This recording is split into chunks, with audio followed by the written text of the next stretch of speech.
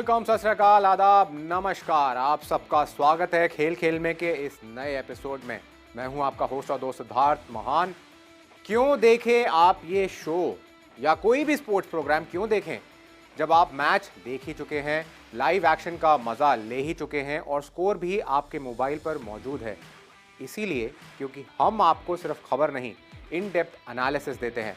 और सच यही है, जितना आप खेल को समझेंगे उतना ही ज़्यादा उसे एंजॉय भी करेंगे। लेकिन बात यहीं ख़त्म नहीं होती।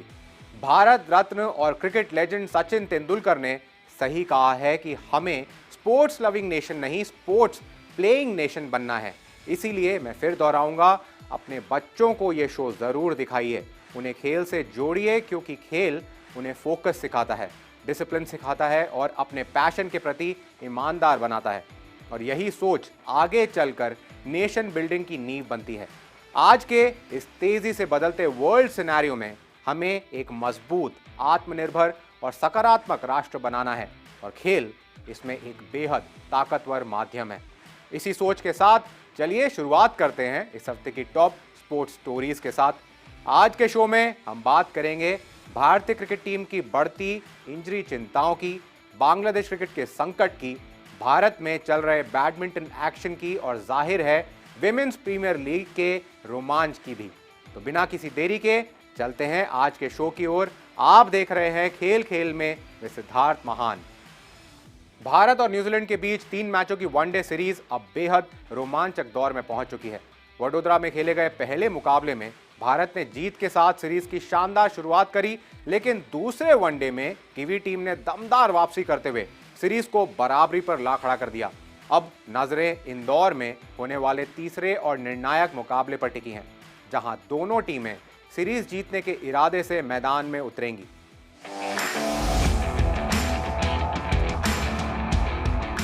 वडोदरा में खेले गए पहले वनडे में भारत ने संतुलित प्रदर्शन करते हुए न्यूजीलैंड को मात दी। बल्लेबाजी में विराट कोहली और शुभमन गिल ने अहम पारियां खेली। वहीं गेंदबाजों ने दबाव के क्षणों में विकेट निकालकर मैच भारत के पक्ष में मोड़ दिया। कोहली अपनी 85वीं सेंचुरी से चूके और उन्होंने स्टेडियम में आए फैंस का दिल जीत लिया। दूसरे वनडे में तस्वीर पूरी तरह बदली। भारत ने 286 का कॉम्पिटिटिव स्कोर खड़ा किया, जिसमें केएल राहुल की शानदार शतकीय पारी सबसे बड़ा आकर्षण रही। लेकिन लक्ष्य का पीछा करते हुए न्यूजीलैंड के डेरिल मिचेल ने जबरदस्त बल्लेबाजी का प्रदर्शन किया और टीम को आसान जीत दिलाते हुए सीरीज 1-1 से बराबर कर दी। I think first we knew we wanted to get a big score, and when you lose 3 wickets very quickly like we did tonight, it obviously stalls your progress in terms of getting a bigger score. But we still thought 290 was about right. We thought the wicket would get a bit tougher tonight. We didn't actually mind bowling second. But yes, again, you know, we probably want to bowl a little bit better than we did tonight, particularly spinners, like you say, about lengths. But we'll go back and look at those lengths in more detail. But you know, it's never just one reason for losing a game. There's a lot of different things going into that loss tonight. अब ये 3 मैचों की series अपने निर्णायक पड़ाव पर है। इंदौर में होने वाला तीसरा वनडे न सिर्फ सीरीज का फैसला करेगा, बल्कि आने वाली T20 सीरीज से पहले दोनों टीमों की तैयारियों और संयोजन की असली परीक्षा लेगा। एक तरफ भारत अपने घरेलू दबदबे को बरकरार रखना चाहेगा, तो दूसरी ओर न्यूजीलैंड उस लय को आगे बढ़ाने के इरादे से उतरेगा और ये मुकाबले को और भी दिलचस्प बनाता है।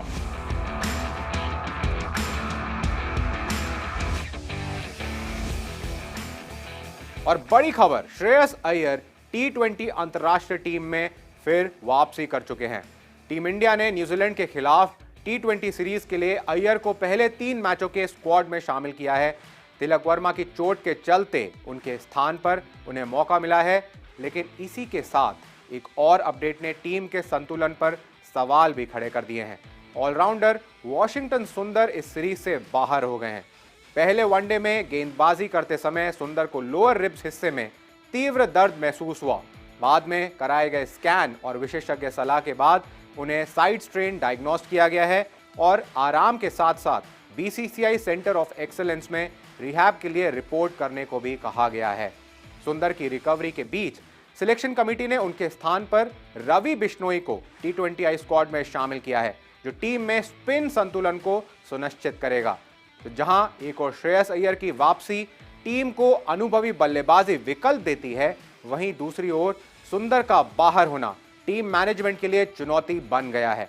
सीरीज निर्णायक मोड़ पर है और अब टीम इंडिया को अपनी फिटनेस और परफॉर्मेंस को T20 वर्ल्ड कप से पहले मजबूती से संभालना है। विमेंस प्रीमियर लीग का चौथा सीजन अब पूरी रफ्तार पकड़ चुका है। WPL 2026 की शुरुआत ने पूरे टूर्नामेंट का माहौल सेट कर दिया है। तो आइए नजर डालते हैं अब तक के लीग मैचेस में टॉप टीम्स और टॉप परफॉर्मर्स पर।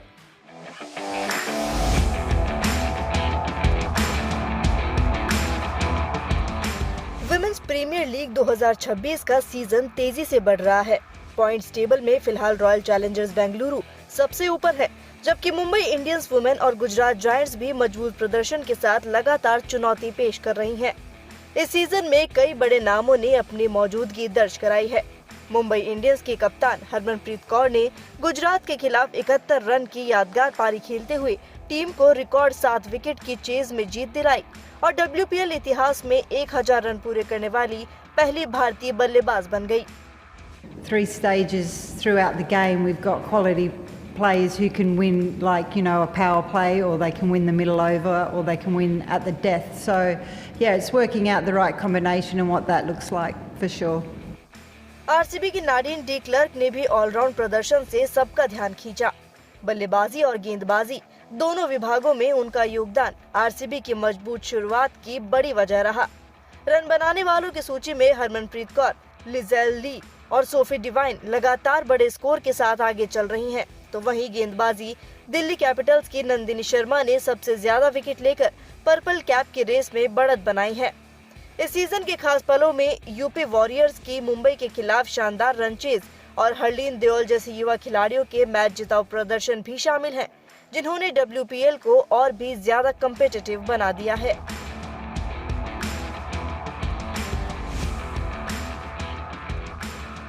विमेंस प्रीमियर लीग में कल रात एक और हाई वोल्टेज मुकाबला देखने को मिला, जहां रॉयल चैलेंजर्स बेंगलुरु विमेन ने गुजरात जायंट्स विमेन को 32 रन से हराकर टूर्नामेंट में अपनी मजबूत दावेदारी और पुख्ता कर दी है। पहले बल्लेबाजी करते हुए RCB ने 20 ओवर में 182 रन का चुनौतीपूर्ण स्कोर खड़ा किया। टॉप ऑर्डर जहां फिसला, वहीं मिडिल ऑर्डर राधा यादव, ऋचा घोष ने तेज रन बटोरकर मैच का रुख RCB की ओर मोड़ दिया। जवाब में गुजरात जायंट्स की टीम लक्ष्य के दबाव में कभी कंफर्टेबल नजर नहीं आई और श्रेयंका पाटिल, जिन्होंने 5 विकेट्स लिए, और लॉरेन बेल, जिन्होंने 3 विकेट्स लिए, उनकी अनुशासित गेंदबाजी के सामने पूरी टीम 150 रन पर सिमट गई। इस जीत के साथ RCB ने न सिर्फ पॉइंट्स टेबल में अपनी स्थिति मजबूत की, बल्कि बाकी टीमों को भी एक साफ संदेश दे दिया, इस सीजन में उन्हें हराना आसान नहीं होने वाला। भारत की युवा टीम ने ICC अंडर 19 वर्ल्ड कप में अपने अभियान की शुरुआत जीत के साथ की है। जिम्बाब्वे में खेले जा रहे इस टूर्नामेंट के पहले मुकाबले में भारत ने USA अंडर 19 टीम को 6 विकेट से हराकर अपने इरादे साफ कर दिए। इस जीत के साथ एक दिलचस्प पहलू यह भी रहा, अमेरिकन टीम में खेलने वाले कई खिलाड़ी भारतीय मूल के ही थे, जिसने इस मुकाबले को और भी खास बना दिया।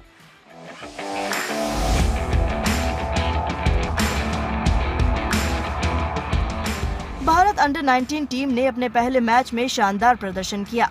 पहले बल्लेबाजी करते हुए USA की पूरी टीम सिर्फ 107 रन पर सिमट गई, जिसमें भारतीय तेज गेंदबाज हैनिल पटेल ने 5 विकेट लिए और मैच का रुख पूरी तरह भारत की ओर मोड़ दिया। बारिश के कारण मुकाबले को DLS नियम के तहत छोटा किया गया और भारत को जीत के लिए 96 रनों का संशोधित लक्ष्य मिला। भारतीय बल्लेबाजों ने बिना किसी दबाव के लक्ष्य का पीछा किया और अभिज्ञान कुंडू की 42 रन की नाबाद पारी की बदौलत भारत ने 99 रन बनाकर 6 विकेट से मुकाबला अपने नाम कर लिया।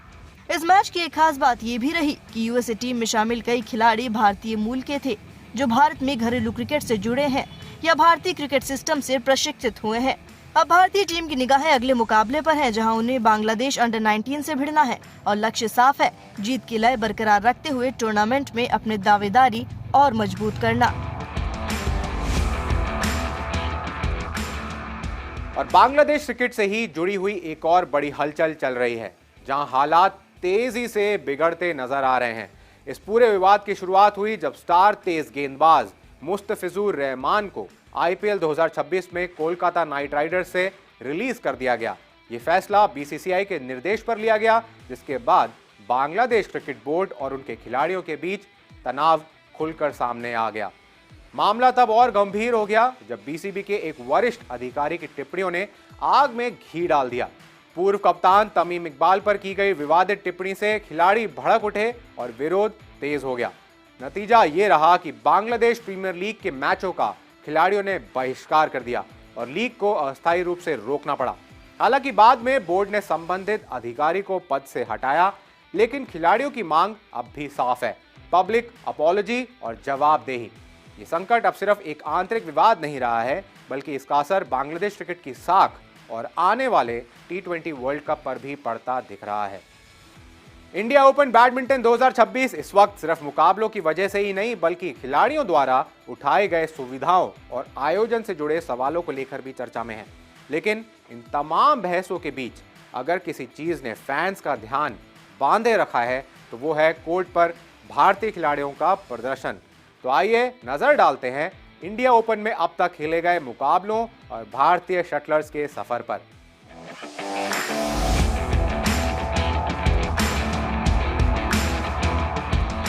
दिल्ली के इंदिरा गांधी इंडोर स्टेडियम में जारी इंडिया ओपन में विश्व स्तरीय बैडमिंटन देखने को मिला। महिला सिंगल्स में भारत की सबसे बड़ी उम्मीद पीवी सिंधु का सफर राउंड ऑफ 16 में थम गया। मलेशिया ओपन के सेमीफाइनल तक पहुंचने के बाद सिंधु से बेहतर प्रदर्शन की उम्मीद थी, लेकिन वियतनाम की थुई गुयेन के खिलाफ वो अपनी लय नहीं पकड़ सकी। I think, yeah, I mean, it was not my day, that much I can tell you, because I think there were good rallies. And, yeah, I mean, she's not an easy player as well. I think, irrespective of the ranking, I think, when you come to a top-level tournaments, I think everybody does play well. And, you just can't take easy points or easy wins. You can't expect. Sindhu 2017 में यहाँ खिताब जीतने वाली आखिरी भारतीय महिला खिलाड़ी रही हैं। पुरुष डबल्स की शीर्ष जोड़ी सात्विक साईराज, रंकी रेड्डी और चिराग शेट्टी जापान की जोड़ी के खिलाफ 73 मिनट चली बेहद रोमांचक मुकाबले में हार गई। वहीं पुरुष सिंगल्स में भारत के लिए राहत की खबर लक्ष्य सेन के रूप में आई। लक्ष्य ने जापान के केंटा निशिमोटो को सीधे गेमों में हराकर क्वार्टर फाइनल में जगह बना ली। हालांकि एचएस प्रणय को पूर्व वर्ल्ड चैंपियन सिंगापुर के लॉ किन यू के खिलाफ हार मिली। ये मैच 58 मिनट चला और 2 बार कोर्ट पर पक्षियों की बीट की वजह से रोकना भी पड़ा। कुछ विदेशी खिलाड़ियों ने सार्वजनिक रूप से साफ सफाई, हाइजीन और वार्म अप एरिया की हालत पर सवाल उठाए। उनका कहना है कि कोर्ट के बाहर की सुविधाएं अंतर्राष्ट्रीय टूर्नामेंट के स्तर की नहीं है। हालांकि बैडमिंटन एसोसिएशन ऑफ इंडिया का कहना है कि मुख्य कोर्ट पूरी तरह मानकों के अनुरूप है और जिन क्षेत्रों को लेकर शिकायतें आई हैं, वहां सुधार के लिए तुरंत कदम उठाए गए। इंडिया ओपन में अब सबकी निगाहें लक्ष्य सेन पर टिकी हैं, लेकिन यह सवाल जरूर खड़ा होता है, जब भारत विश्व स्तरीय टूर्नामेंट आयोजित कर रहा है तो सुविधाओं में समझौता क्यों?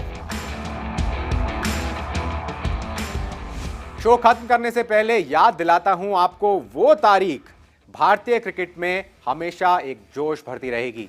19 जनवरी 2021 क्रिकेट के इतिहास में वो तारीख जो भारतीय क्रिकेट की पहचान बन गई। और जैसे ही मैं कहता हूं गाबा, ब्रिस्बेन, याद आ जाता है वो किला जहां ऑस्ट्रेलिया 32 साल से हारा नहीं था, जहां दुनिया की हर टीम आकर टूट जाती थी।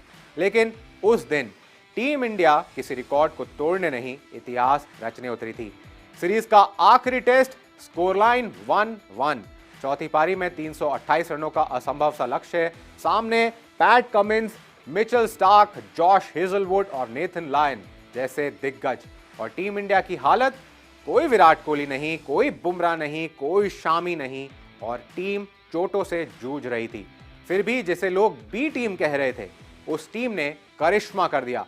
ऋषभ पंत ने बेखौफ होकर 89 रनों की पारी खेली, ऐसी पारी जिसने डर को ड्रेसिंग रूम से बाहर कर दिया।